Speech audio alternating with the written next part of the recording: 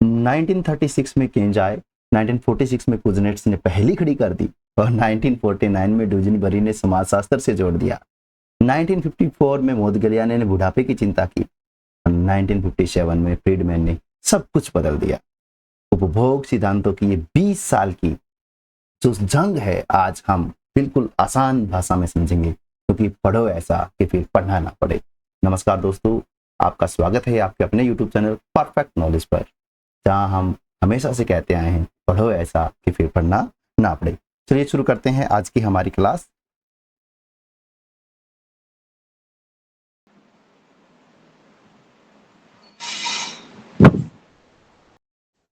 चलिए शुरू करते हैं आज की हमारी क्लास, जिसमें हम आज पढ़ने जा रहे हैं ड्यूजनबेरी का रिलेटिव इनकम हाइपोथेसिस।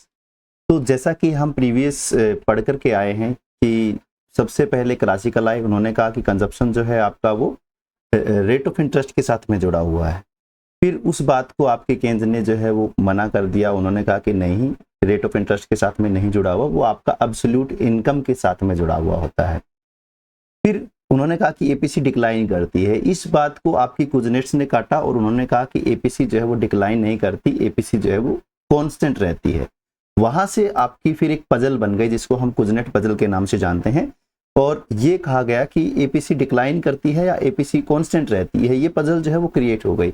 इस पजल का जो आंसर है वो फिर आपके ड्रिफ्ट थ्योरी जो दी थी उन्होंने किया। उन्होंने कहा कि भाई आप जो है वो लॉन्ग टाइम में क्या करते हैं, आप अर्बनाइजेशन हो जाता है, नए प्रोडक्ट आ जाते हैं, नई फर्में एंटर हो जाती हैं, क्रेडिट क्रिएशन हो जाता है। इन सभी वजहों से लंबे समय में एपीसी आपकी जो है वो ड्रिफ्ट कर रही होती है, यानी कि शॉर्ट रन में आपकी एपीसी ड्रिफ्ट कर रही होती है। ड्रिफ्ट का मतलब होता है ऊपर की ओर उठ रही होती है, ठीक है। तो ऊपर की ओर उठ रही होती है तो लंबे समय में वो जाकर के कांस्टेंट हो जाती है, यानी कि लॉन्ग टाइम में एपीसी कांस्टेंट होती है और शॉर्ट रन में आपका एपीसी जो है वो डिक्लाइन करता है। जी बच्चे,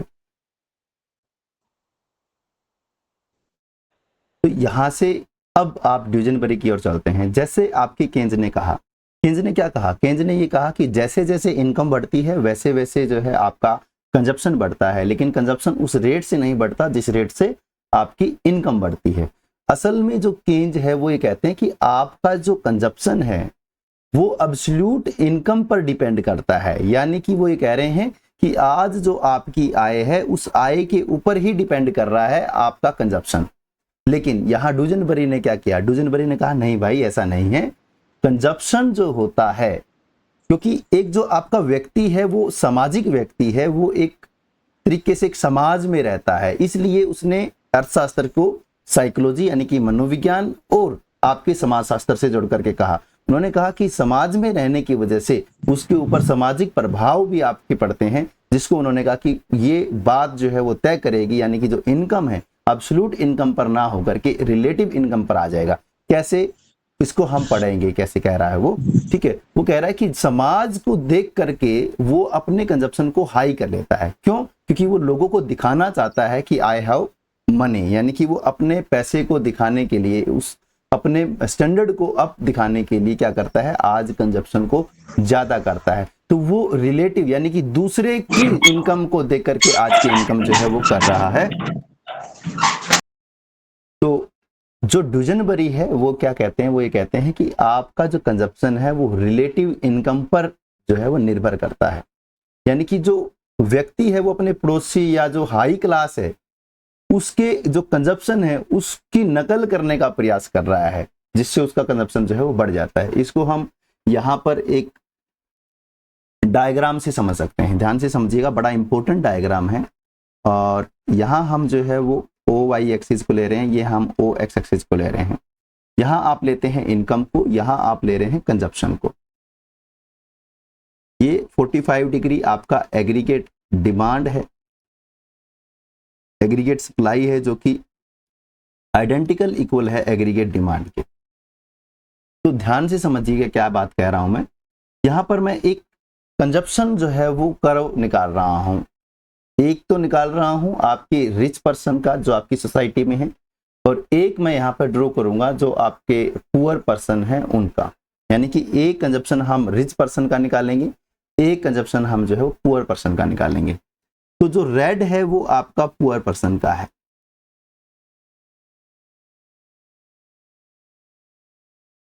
आपका है कंजप्शन, और कंजप्शन किससे बनता है आपको पता है, C0Y से बनता है, क्योंकि लॉन्ग रन के अंदर ऑटोनोमस कंजप्शन जो है वो नहीं देखने को मिलता। इसी प्रकार आप जो है वो देख सकते हैं C is equal to C0Y। ये जो रेड वाला है ये आपका पुअर पर्सन का है, ये आपको ध्यान कर लेना है, पुअर पर्सन, ठीक है। रेड वाला जो है वो आपका पुअर पर्सन का है, और ये जो ब्लू वाला है वो आपका रिच पर्सन का है, रिच पर्सन। अब क्या होता है कि हम देखते हैं कि वो कंजप्शन जो है वो कैसे कर रहे हैं, यानी कि सोशल एपीसी जो है उनकी वो क्या रहने वाले, क्योंकि सोसाइटी में रह रहे हैं और ये कहता है कि समाज है और समाज को देख करके वो कंजप्शन करता है, तो वो बात जो है वो यहाँ पर कह रहे हैं। तो यहाँ पर आप जो है उन दोनों का एपीसी जो है वो देखेंगे। तो पहले हम ये देखते हैं, सपोज करते हैं हम कि जब उसकी इनकम यानी कि पुअर की जो इनकम है वो 100 रुपये होती है, जैसे ये 100 रुपये है उनका इनकम, यहाँ पर मैं लगा लेता हूँ कि ये 100 रुपये है, ये 200 रुपये है, और ये जो है वो 400 रुपये है। 100 रुपये इनकम है, जैसे ये इनकम हो गया 100 रुपये, तो जो आपका पुअर पर्सन है वो यहाँ पर कंज्यूम कर रहा है, वो आपका यहाँ पर कंज्यूम कर रहा है। और असल में कंजप्शन जो है 100 की 100 यहाँ पर होती है, यानी कि आप ये कहेंगे कि अगर 100 के 100 रुपये कंज्यूम कर रहे होते तो यहाँ कर रहे होते। ये 100 का कंजप्शन है, यानी कि 100 पे 100 का कंजप्शन होता तो वो यहाँ होता, लेकिन कितना कर रहा है, ये आप मान करके चलिए ये कर रहा है 80-90 जो भी है ये कर रहा है। और आपका जो अमीर है वो आप देख पा रहे हैं कि वो अगर आप देखोगे तो वो यहाँ कम कर रहा है। क्यों? क्योंकि यहाँ आप देखोगे 200 के मामले में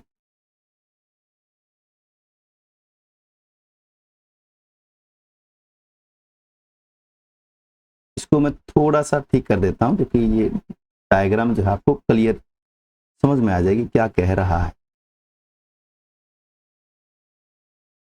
तो यहाँ से आप इसको देखेंगे तो ये आप यहाँ देख पा रहे,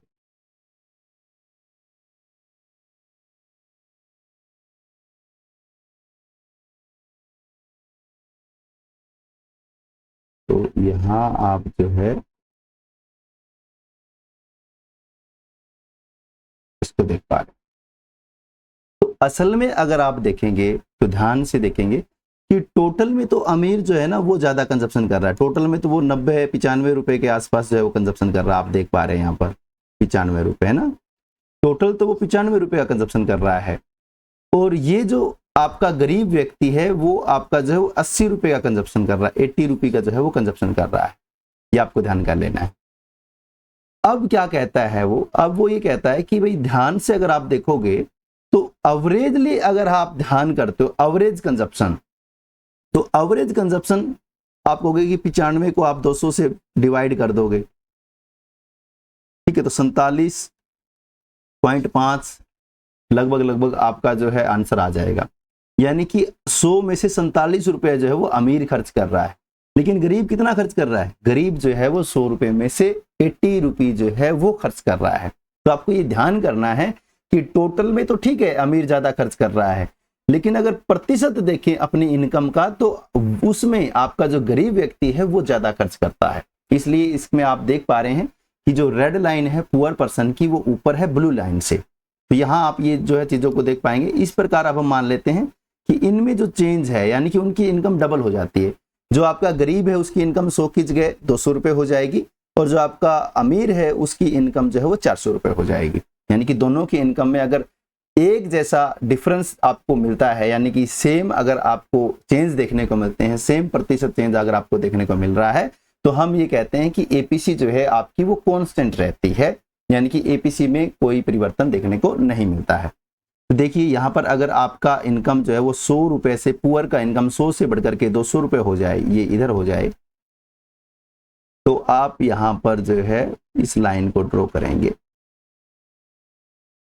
और ये आप देख पा रहे हैं कि यहाँ पर आपके 200 रुपये होते हैं, क्योंकि 200 रुपये का मतलब यहाँ 200 रुपये का पूरा कंजप्शन हो जाता 200 का। लेकिन अब आप देख रहे हैं कि ये 160 हो गया, यानी कि आपका कंजप्शन उतना ही बढ़ा है, 160 ही, यानी कि पहले 100 रुपए में 80 रुपए खर्च कर रहे थे, अब आपको और 100 रुपए मिल गए, तो अब अगले 100 रुपए में भी आप जो है वो 80 रुपए ही खर्च कर रहे हैं। ये आपको समझ में आ गया। लेकिन जो आपका अमीर पर्सन है, ये जो आपका रिच पर्सन है, उसकी इनकम भी डबल हुई। जब उसकी इनकम डबल हुई तो वो कहाँ पहुंचा, वो 400 रुपए पे पहुंच गया। जब वो 400 रुपए पे पहुंच गया तो आप यहां पर देख रहे हैं कि उसका इनकम जो है वो यहां आता है।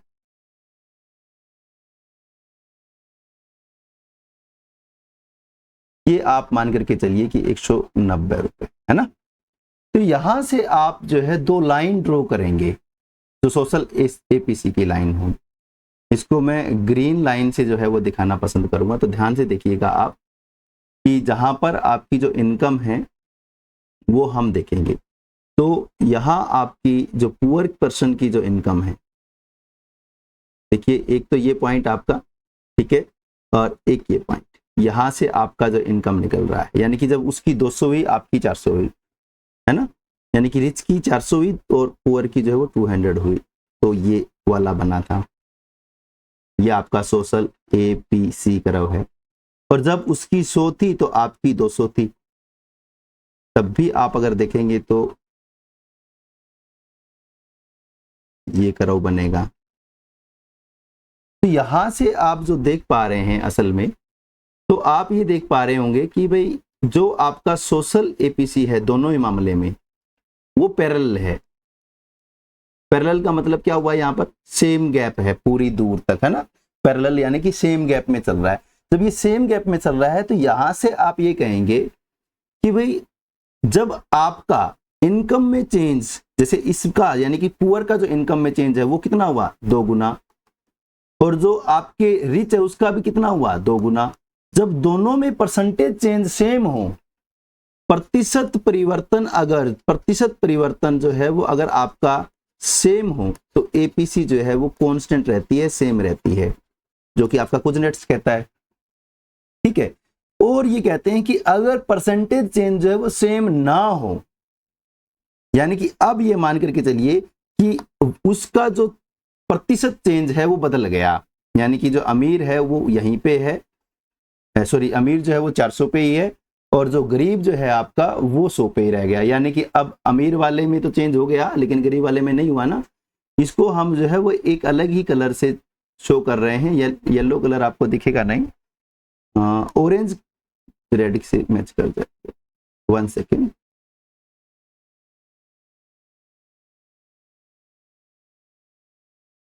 स्काई ब्लू कलर को आप ध्यान से देखिएगा। ये जो मैं लाइन ड्रॉ कर रहा हूं, ये जो लाइन आपने देखी है ये भी आपका जो है वो सोशल एपीसी है।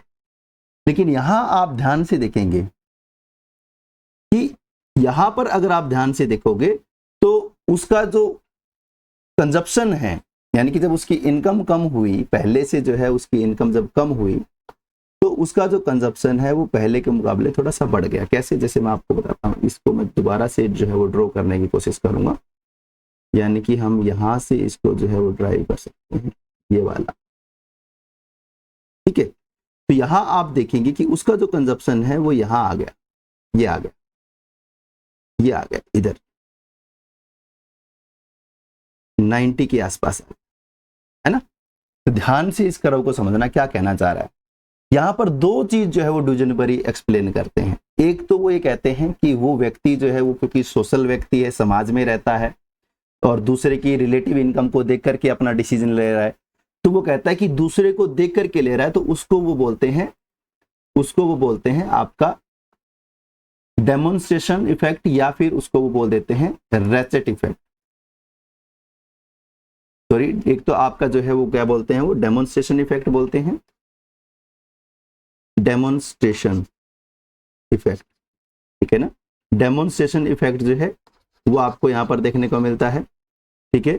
और एक आपका जो है वो रेसेट इफेक्ट जो है वो आपको यहां पर देखने को मिलता है। यानी कि ये दो इफेक्ट आपको यहां पर देखने को मिलते हैं। क्या कहते हैं ये इफेक्ट, ध्यान से समझिएगा, ठीक है। डेमोन्स्ट्रेशन इफेक्ट जो है वो ये कहता है कि वो व्यक्ति जो है, पुअर व्यक्ति, जो गरीब व्यक्ति है, वो समाज में जो उसके आसपास रह रहे लोग हैं, जो अमीर हैं, उनको देख कर ही कंजप्शन कर रहा है, इस वजह से वो ज्यादा कंजप्शन करता है, क्योंकि वो उनकी देखा देखी में कंजप्शन कर रहा है। जब उनके पड़ोसी जो है वो टीवी ले आएंगे तो ठीक है, उसके पास पैसा नहीं है, फिर भी वो जो है अपने पास से पैसों को जोड़ करके अपने कंजप्शन को बढ़ा करके टीवी जो है वो ले आएगा, टीवी लाने की वो कोशिश करेगा, क्योंकि वो उस लिविंग स्टैंडर्ड को मेंटेन करने की कोशिश कर रहा है, जिसको हम डेमोन्स्ट्रेशन इफेक्ट कह रहे हैं। यानी कि लोगों की देखा देखी में जो है वो व्यक्ति या दूसरों को देख करके वो व्यक्ति जो है अपने कंजप्शन को बढ़ा देता है। ठीक है, एक तो ये बात है जो कि आप यहां पर देख रहे हैं कि उसका जो कंजप्शन है वो 80 रुपीज है। उसका जो कंजप्शन है वो 80 रुपीज है। आप देख रहे हैं कि वो 80 रुपए खर्च कर रहा है, जबकि अगर 100 रुपए वाले रिच की बात करें तो वो जो है वो 45-47 रुपए जो है वो खर्च कर रहा है।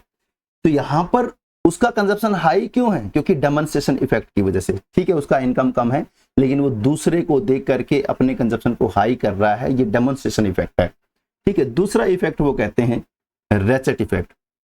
रेचेट इफेक्ट में क्या कहते हैं? वो कहते हैं कि जब उसकी इनकम बढ़ती है, जैसे 100 रुपए से उसकी इनकम 200 रुपए हुई, यानी कि जब उसकी इनकम बढ़ी तो उसका कंजप्शन बढ़ गया, वो 160 रुपए की कंजप्शन करने लग गया था। लेकिन जैसे ही उसकी इनकम वापस से कम होती है, जैसे हमने यहाँ पे कहा कि 200 रुपए थी तो वो यहाँ खर्च कर रहा था, वो यहाँ खर्च कर रहा था, इस जगह पे खर्च कर रहा था, लेकिन जैसे ही उसकी इनकम कम हुई 200 से वापस वो 100 रुपए पे आ गया।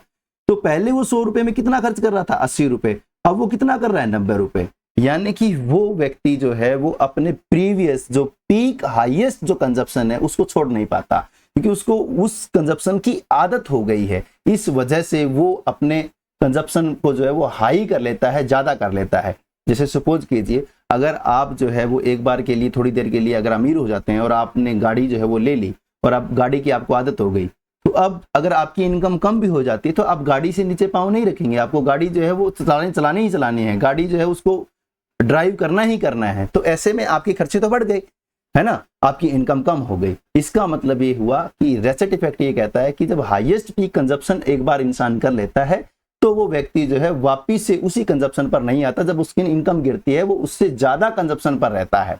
ध्यान से समझिएगा रेचेट इफेक्ट क्या कह रहा है। रेचेट इफेक्ट ये कहता है कि जब आपकी इनकम बढ़ती है तो आपका कंजप्शन का लेवल बढ़ जाता है। जैसे ही आपका कंजप्शन का लेवल बढ़ जाता है तो आप जो है वो ज्यादा कंज्यूम करने की आदत बना लेते हैं। लेकिन जब आप किसी कारणवश जो है वो वापिस से गरीब हो जाते हैं या आपका इनकम जो है वो गिर जाता है तो आप उस हाईएस्ट पीक कंजप्शन को छोड़ नहीं पाते हैं और आप जो है वो कंजप्शन जो है वो ज्यादा करते हैं। ठीक है, तो यहाँ पर 80 की बजाय आप 90 रुपए का कंजप्शन करना शुरू कर देते हैं। ये आपने यहाँ पर जो है वो देखा है ना। तो 90 का जो है कंजप्शन कर रहे हैं, ये आपका कहलाता है रेचेट इफेक्ट। इस प्रकार से जो आपकी ड्यूजनबरी है उन्होंने क्या कहा? उन्होंने कहा कि क्योंकि आपका जो कंज्यूमर है वो सोशल पर्सन है, इसलिए उस पर दो चीजें जो है वो काम करती है। एक तो आपका रेचेट इफेक्ट जो है वो वर्क करता है, एक आपका डेमोन्स्ट्रेशन जो इफेक्ट है वो काम करता है। जो आपका डेमोन्स्ट्रेशन इफेक्ट है वो क्या कहता है? वो कहता है कीपिंग अप विद द जोनसेस। ठीक है ना, कीपिंग अप विद द जोनसेस, यानी कि वो अपने पड़ोसियों को देख करके ज्यादा खर्च करने की कोशिश करता है, जिसको कीपिंग अप विद द जोनसेस जो है वो कहा जाता है। और ये कई बार क्वेश्चंस भी आए हुए हैं, मैंने इन क्वेश्चंस को देखा हुआ है, तो ये ध्यान कीजिएगा। रिलेटिव इनकम हाइपोथेसिस जो आई थी 1949 में, जिसमें आपको ये रेचेट इफेक्ट यानी कि आदत का स्थायित्व, हैबिट परसिस्टेंस, यानी कि जब आपकी इनकम बढ़ी तो आप आदत की वजह से उसको कम नहीं कर पाते हैं। ठीक है, मंदी जब आपकी आती है तो आप जो है अपना उपभोग का स्तर वापिस से उस जगह पर नहीं लाते हैं, वो आप अपनी बचत को कम कर देते हैं। और आपको बता दें कि रेचेट होता क्या है। तो रेचेट होता है जैसे आपकी ये जो ब्लेड टाइप जो पहिया होता है ना, ऐसे ऐसे करके, वो आपका रेचेट कहलाता है। तो आप कभी देखना, जब हम ये देखते हैं कि यहाँ पर ऐसे कोई नकुलापन होता है या ऐसा कुछ जो है लिखा हुआ होता है, तो जब हम क्या करते हैं कि एक सेकेंड, जब हम एक बार इस पहिए को ऐसे घुमा लेते हैं, इस तरफ घुमाते हैं तो ये घूम जाता है आसानी से, लेकिन जब उसको वापस करते हैं तो ये जो कील है वो यहाँ पर आकर के अटक जाती है ना, जब वो अटक जाएगी। लेकिन अगर इसको इधर की तरफ करेंगे हम तो ये घूमता जाएगा। तो इसी प्रकार रेचेट जो है इसको कहा गया है। तो एक बार आप कंजप्शन आगे की तरफ ले गए तो कंजप्शन तो आपका बढ़ गया, लेकिन आप पीछे उस कंजप्शन पर नहीं जा पाते हैं। ये बात यहाँ से आपको रेचेट प्रभाव बताता है, तो ये आप ध्यान करेंगे। तो ये ड्यूजनबरी की जो सापेक्ष आय इनकम का जो सिद्धांत है वो आपको यहाँ देखने को मिलता है। नेक्स्ट चलते हैं हम फ्रीडमैन का, जो कि आपका आ जाता है परमानेंट इनकम हाइपोथेसिस। क्या कहता है परमानेंट इनकम हाइपोथेसिस? तो आपको ये ध्यान करना है कि जो मिल्टन फ्रीडमैन है, इन्होंने ये कहा कि जैसे आपके केंद्र ने क्या कहा, आपके केंद्र ने कहा कि जो भी इनकम है उसको वो कंज्यूम कर देगा। इसने कहा कि नहीं, ऐसा नहीं है।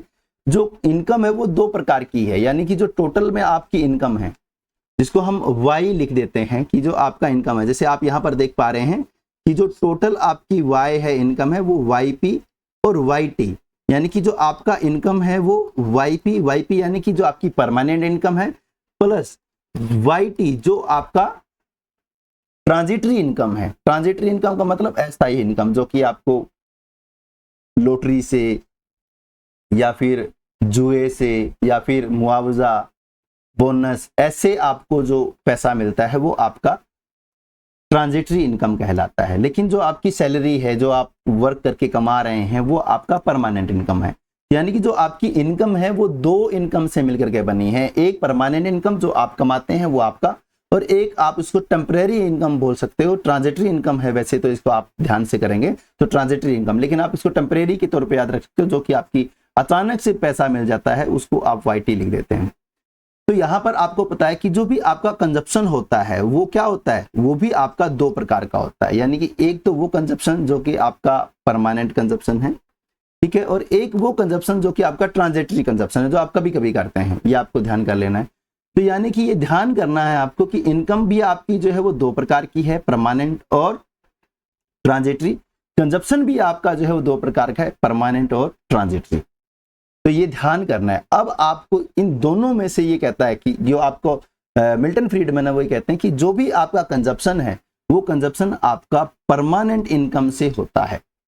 क्या कहता है? वो कहता है कि जो आपका कंजप्शन है वो डिपेंड करेगा आपकी परमानेंट इनकम से, क्योंकि परमानेंट इनकम ही असल में आपकी जो सीपी और सीटी है, ध्यान से समझिएगा, सीपी और सीटी जो आपका परमानेंट कंजप्शन है और जो आपका अस्थायी कंजप्शन है, वो दोनों ही कंजप्शन आप किससे कर रहे हैं? परमानेंट इनकम से कर रहे हैं। तो यहाँ पर कई बार ये अजम्पशंस भी पूछ ली जाती है, कई बार जो है यहाँ से ये क्वेश्चंस भी आता है कि आपका जो कोरिलेशन होता है, यानी कि ये कई बार आपने देखा भी होगा कि कोरिलेशन बिटवीन वाई टी और C T is equal to 0, यानी कि जो आपका वाई टी है, यानी कि ट्रांजिटरी जो इनकम है और ट्रांजिटरी जो कंजप्शन है, उनके बीच में कोई भी कोरिलेशन जो है वो नहीं पाया जाता है। ये आप ध्यान करेंगे, कोई भी जो है ना वो रिलेशन नहीं पाया जाता है। सीपी और सीटी इनके बीच में भी कोई जो है वो कोरिलेशन नहीं पाया जाता, ये आप ध्यान कर लेंगे, ये भी कोरिलेशन नहीं पाया जाता। तो ये दो अजम्पशन जो है वो अक्सर एग्जाम में पूछ ली जाती है। तो टोटल इनकम दो प्रकार की इनकम होती है आपकी, वाईपी प्लस वाईटी, ये आप ध्यान करेंगे, वाईपी प्लस वाईटी। तो इसको हम थोड़ा सा न्यूमेरिकल सोल्व करके इसको सोल्व कर लेते हैं कि क्या कहते हैं असल में मिल्टन फ्रीडमैन। वो कहते हैं कि जो कंजप्शन है आपकी, जैसे कि हमने पीछे पढ़ा, वो आपकी सी नोट वाई पर डिपेंड करती है। किस पे करती है? सी नोट वाई। और वाई कौन सा? परमानेंट इनकम वाला, क्योंकि इनकम दो हिस्सों में बांट ली। तो वो कहता है कि इस पे ही कंजप्शन करता है, तो वाई पी कंजप्शन करता है। तो अगर मैं इसको बोथ साइड वाई से डिवाइड कर दूं, ठीक है ना, सी बाई वाई, वाई से डिवाइड करूंगा तो सी बाई वाई क्या बन जाएगा? आपका एपीसी बन जाएगा। तो C note Y P divide by क्या बना? आपका वाई। और ये वाई आपका क्या है? ये वाई जो है आपका सॉरी मैं इसको जो है वो वाई से डिवाइड करता हूं, तो वाई जो है आपका क्या है? वाई है आपका Y P plus Y T, यानी कि ये वाला है वाई आपका, है ना। यहाँ आप देख सकते हैं ये वाई है। तो आप जो है सी बाई वाई को तो क्या लिखेंगे? सी बाई वाई को तो आप लिखेंगे ए पी सी। तो सी नोट वाई पी, और यहाँ पर आप क्या करेंगे? Y P plus Y T, ये आप जो है यहाँ पर कर देंगे। तो ये आपकी एपीसी का फॉर्मूला जो है वो यहाँ बन गया, ये आपको देख लिया। अब वो कहता है कि सपोज करो कि जो आपकी वाईटी है, यानी कि ये जो ट्रांजिटरी इनकम है, ये आपकी 0 है। लॉन्ग रन में तो 0 हो जाएगी ना, क्योंकि जो भी आपको लॉटरी में मिलेगा वो आपका जुए में लग भी जाएगा, जो जुए में कमाओगे वो आपका लॉन्ग टर्म में लग जाएगा। यानी कि आपकी जो ट्रांजिटरी इनकम है वो असल में लॉन्ग रन में क्या हो जाती है?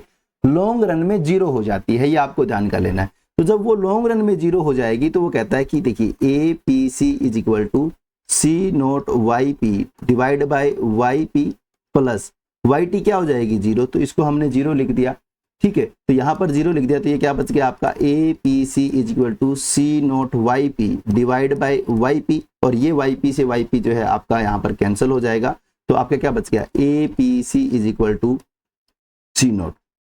तो अब ध्यान से देखिएगा, वो कहता है कि जब लॉन्ग रन में आपका ट्रांजिटरी इनकम क्या हो जाएगी 0, तो लॉन्ग रन, ये आपको ध्यान करना है, तो लॉन्ग रन में जब आपकी वाई टी यानी कि ट्रांजिटरी इनकम 0 हो जाएगी, तो एपीसी जो है वो आपके सी नोट क्या है आपका C naught is equal to MPC, तो वो कहता है कि एपीसी जो है वो एमपीसी के बराबर हो जाएगा। लॉन्ग रन में एपीसी एमपीसी बराबर हो जाएंगे, यानी कि आपका एपीसी जो है वो कांस्टेंट हो जाएगा, सीधी सी बात है।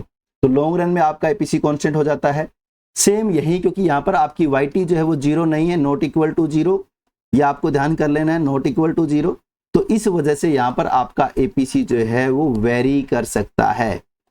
तो ये बात आपकी कही मिल्टन फ्रीडमैन जी ने। तो यहाँ पर आपको ये ध्यान कर लेना है कि मिल्टन फ्रीडमैन भी यही बात कहते हैं कि शॉर्ट रन के अंदर आपका जो एपीसी है वो वेरी करेगा, और लॉन्ग रन के अंदर आपका जो एपीसी है वो कांस्टेंट रहेगा। तो ये थी आपकी परमानेंट इनकम हाइपोथेसिस, जहां पर आप ये उपभोग और जो आय का जो संबंध है उसको देखते हैं, और आप देखते हैं कि एपीसी शॉर्ट रन में वेरी कर सकता है, लॉन्ग रन में कांस्टेंट रहेगा। चलिए चलते हैं नेक्स्ट और लास्ट जो हमारी आज की परिकल्पना है, सिद्धांत है, जिसको हम पढ़ते हैं life cycle consumption hypothesis, LCH इसको हम बोलते हैं, और ये दिया था आपका फ्रैंको मोदिग्लियानी जी ने।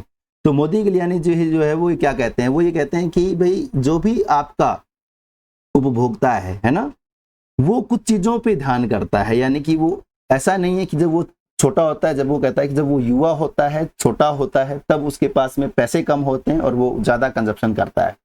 ध्यान से समझे, जैसे आप अभी अपनी एज की बात कर रहे हैं, तो आप कमा कुछ भी नहीं रहे हैं, लेकिन आप लोगों ने खर्च करना शुरू कर रखा है, यानी कि आप ये कह सकते हैं कि भाई आपके खर्चे जो हैं वो तो हैं जो आपके घर वाले असल में कर रहे हैं, लेकिन अगर आपकी जिंदगी की बात करें तो वो पैसा अभी आपके ऊपर उधार जा रहा है, यानी कि आप उधारी में आ रहे हैं फिलहाल।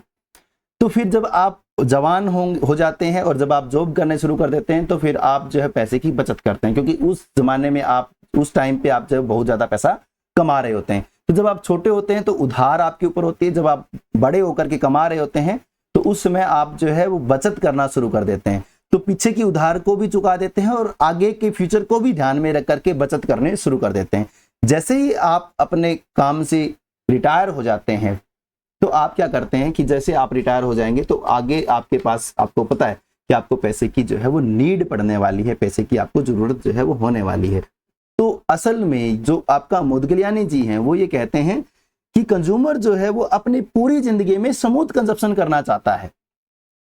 समझ रहे हो मैं क्या कहना चाह रहा हूं? वो कहना चाह रहा है कि वो अपनी सारी जिंदगी की जो इनकम है उसको जोड़ लेगा, और उसमें से फिर वो अपने जिंदगी के जो जीवन काल है वो जैसे ये देखेगा कि भाई मैं अगर अपने जीवन में 1 लाख रुपए कमा रहा हूं और मैं अगर 100 दिन जीऊंगा, है ना, 1 लाख रुपए कमा रहा हूं और 100 दिन अगर मैं जी रहा हूं, तो एक दिन के 100 रुपए मैं डेली जो है वो खर्च करूंगा। तो ऐसे में मेरी पूरी जिंदगी में 100 रुपए यानी कि हर दिन खर्च करके मेरे 1 लाख रुपए को भी खर्च कर दूंगा और मेरी जिंदगी भी जो है वो कंप्लीट हो जाएगी। इस बात को कहते हैं मोदिग्लियानी जी। वो कह रहे हैं कि एक जो आपका कंज्यूमर है, उपभोक्ता है, वो अपने पूरे जीवन काल में कंजप्शन को स्मूथ कर देता है। इसके लिए वो एक फॉर्मूला बनाते हैं। इस फॉर्मूले की जो मुख्य सूत्र जो है उसको हम कैसे ड्राइव करते हैं उसको हम एक बार देख लेते हैं। देखिए, वो कहता है कि जो आपका कंजप्शन है वो 2 चीजों पे डिपेंड कर रहा है। एक तो आपकी वेल्थ जो आपने जोड़ करके रखा हुआ है, एक आपका जो रिटायरिंग ईयर है वो, और एक जो पूरे साल आप कमा रहे हैं, यानी कि 1 साल में जो पैसा कमा रहे हैं वो आपका वाई है। आर जो है वो ये बताता है कि आप किस उम्र में रिटायर हो जाएंगे, यानी कि आप टोटल कितने साल का काम कर रहे हैं। और वेल्थ जो है वो आपके पास जो पूंजी है वो है, डिवाइड बाय आपका जो है लाइफ का जो ईयर है, जो आप पूरी जिंदगी जीने वाले हैं, जो लाइफ की एक्सपेक्टेंसी है, ये आपको ध्यान करना है। सी जो है वो आपका स्मूथ कंजप्शन को बताता है, यानी कि आप स्मूथ कंजप्शन करेंगे। कैसे करेंगे? जो वेल्थ है आपकी, जो आपका रिटायरमेंट जो है वो है, और उस रिटायरमेंट तक जो भी आपको साल दर साल जो पैसा मिलेगा वो, उनको आप मल्टीप्लाई करके वेल्थ से जोड़ लेंगे, और जितनी जिंदगी आप जिएंगे उससे हम उसको डिवाइड कर देंगे, तो हमारा एक ईयर का जो कंजप्शन है वो निकल करके आ जाएगा। यानी कि असल में ये कहूं तो मैं ये कह सकता हूं कि ये आपकी टोटल इनकम है। अगर बिल्कुल ही सिंपल अगर आप ध्यान से देखोगे तो ये आपका टोटल इनकम है। ये वो इनकम है जो आप कमा रहे हैं। जब आप 20 साल की नौकरी लग गए थे तो 60 तक कमाएंगे, यानी कि 40 साल जो भी आपका साल साल का पैसा आएगा उस 40 साल के पैसे को आप RY लिख रहे हैं। और ये वो वेल्थ है जो आपके पास में पहले से है, जो आपके दादा ने आपको खेत के तौर पे या फिर पैसे के तौर पे जो भी आपको वेल्थ यानी कि जो आपकी संपत्ति है वो है। तो असल में ये टोटल पैसा है जिसको आप खर्च कर सकते हैं, ये टोटल इनकम है आपकी ऊपर वाली। और इस टोटल इनकम को आप जितने साल जिएंगे वो टाइम जो है आपका नीचे है। इसको जब आप डिवाइड करेंगे तो आपका जो स्मूथ कंजप्शन है वो निकल करके आ जाएगा। ये आप समझ गए होंगे। तो W आपका वेल्थ है, R आपका जो है वो रिटायरिंग ईयर है, Y जो है आपका पर ईयर इनकम है और T जो है आपकी लाइफ एक्सपेक्टेंसी है और C आपका स्मूथ कंजप्शन है। ये आपको ध्यान कर लेना है। अब इसको मैं इस प्रकार भी लिख सकता हूं कि C is equal to W/T plus R/T Y, ऐसे भी मैं इसको जो है वो लिख सकता हूं। अब W क्योंकि Y को मैंने जो है यहाँ पर मल्टीप्लाई में ले रखा है तो मैं इसको जो है फिर से थोड़ा सा सोल्व करता हूं कि C is equal to 1/T into W plus R/T into Y। इस प्रकार भी मैं इसको जो है वो यहाँ लिख सकता हूं। ये आप जो है ध्यान से देख सकते हैं। तो मैं क्या करता हूं कि 1/T लिखने की बजाय 1/T लिखने की बजाय मैं इसको एक अल्फा जो है वो नाम दे देता हूं, ठीक है। और R/T लिखने की बजाय इसको मैं बीटा लिख देता हूं, ठीक है। तो देख लीजिए, ये कहता है कि C is equal to 1/T की जगह क्या लिख दूं, अल्फा लिख दूं, इंटू W प्लस R/T की जगह क्या लिख दूं, बीटा लिख दूं, इंटू Y। अब बोथ साइड Y से मैं क्या कर दूं, इसको डिवाइड कर दूं, इनकम से मैं इसको डिवाइड कर दूं। तो यहां पर C/Y क्या होगा आपका APC हो जाएगा। तो आपका यहां बनेगा alpha W/Y plus beta Y/Y। तो यहां आप देखेंगे कि Y/Y आपका यहां पर कैंसिल हो जाएगा। जब ये आपका कैंसिल हो गया तो आपके पास में क्या बचा, C/Y is equal to alpha W/Y plus beta. तो यहां आप जो है C/Y आपकी क्या बनती है, C/Y आपकी APC बन जाती है। तो ये आपके पास में बच गया अल्फा W/Y प्लस बीटा। ये आपकी जो है वो इक्वेशन बन करके आ गई है, APC की जो है इक्वेशन बन करके आ गई। अब मोदगिलियानी जी कहते हैं कि लॉन्ग रन के अंदर क्योंकि आप जो है वो अपनी वेल्थ को जीरो कर देते हैं, खत्म कर देते हैं कि पूरा साल आपने कमाया और पूरे साल आप खर्च कर रहे हैं, तो लॉन्ग टर्म में आपका जो वेल्थ है वो क्या हो जाएगा, लॉन्ग टर्म में आपका वेल्थ जो है वो जीरो हो जाएगा। ये बात कहते हैं कि लॉन्ग रन में वेल्थ जो है वो आपकी क्या हो जाएगी, जीरो हो जाएगी। लॉन्ग रन में वेल्थ जीरो, तो जब लॉन्ग रन में वेल्थ जीरो तो क्या होगा देख लेते हैं। देखिए APC का फॉर्मूला क्या बनाया अपन, APC is equal to alpha W/Y plus beta, ये आपने बनाया। तो आप देखेंगे कि W आपका क्या हो गया, जीरो। तो इसकी जगह मैं क्या रख दूं, इसकी जगह मैं रख दूं जीरो। तो इनकम कुछ भी होगी, जीरो को जब हम डिवाइड करेंगे तो ये इंटायर क्या हो जाएगा, जीरो। और इस जीरो को जब हम इससे मल्टीप्लाई करेंगे तो ये भी क्या हो जाएगा, जीरो। तो असल में आप कहेंगे कि ये सारी चीजें जो है वो जीरो हो जाएंगी और बचेगा क्या आपके पास, अकेला बीटा जो है वो यहाँ पर रह जाएगा।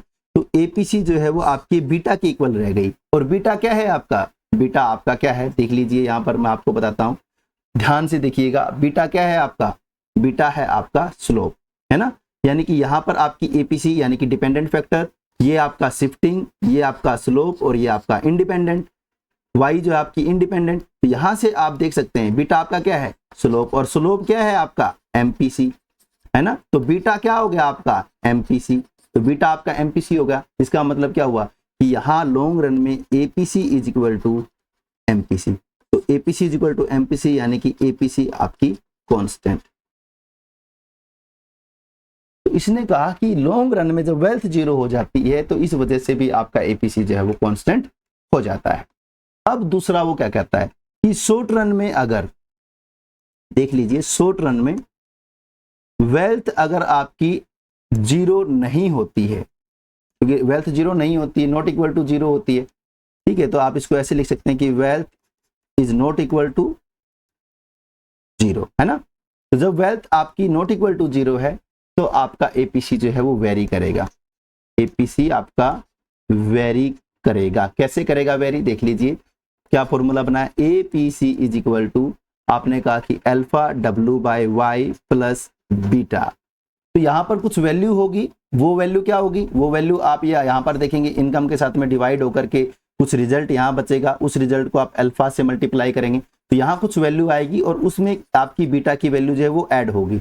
तो यहाँ पर जो रिजल्ट आएगा वो कुछ अलग आएगा। जैसे सपोज करते हैं, जैसे ही यहाँ पर वेल्थ जो है वो अगर आप बढ़ जाएगी आपकी, सपोज कर रहे हैं कि बढ़ गई, जब आपका वेल्थ बढ़ जाएगा तो रिजल्ट आपका यहाँ पर बढ़ जाएगा। जब रिजल्ट बढ़ जाएगा उसका मल्टीप्लीकेशन करेंगे इसके साथ में, तो यहाँ पर भी आपका जो रिजल्ट है वो बढ़ जाएगा और एमपीसी आपकी वही है। तो ये बढ़ी हुई चीज, ये छोटी, तो यहाँ पर जो रिजल्ट आएगा वो बढ़ा हुआ आएगा। तो यहाँ पर आप देख रहे हैं कि एपीसी आपका जो है वो वेरी कर गया, चेंज हो गया। ठीक है, तो यही बात जो है आपके कहते हैं मोदगिलियानी जी। तो इस प्रकार आपने तीनों जो लाइफ साइकिल हाइपोथेसिस है या फिर आपका परमानेंट इनकम हाइपोथेसिस है या आपका तीनों जो थ्योरीज हैं कंजप्शन की, वो आपने यहाँ पर कवर कर ली है। और क्या जो है आपका मुख्य फॉर्मूला बन करके आया वो आप यहाँ पर देख सकते हैं। ये वही फॉर्मूला है C is equal to alpha, जो कि हमने यहाँ नीचे बनाया है। यहाँ से आप देख सकते हैं ये वाला फॉर्मूला, देखो ये बन करके आया यहाँ पर। ये फॉर्मूला आपको यहाँ पर देखने को मिल रहा है जो इसका प्रमुख सूत्र है, और यहाँ से आपके क्वेश्चन है वो देखने को मिलते हैं। तो इस प्रकार जो मोदगिलियानी जी हैं वो भी यही कहते हैं कि शॉर्ट रन के अंदर आपकी एपीसी जो है वो वेरी करेगी और लॉन्ग रन के अंदर आपका एपीसी जो है वो कांस्टेंट रहेगा।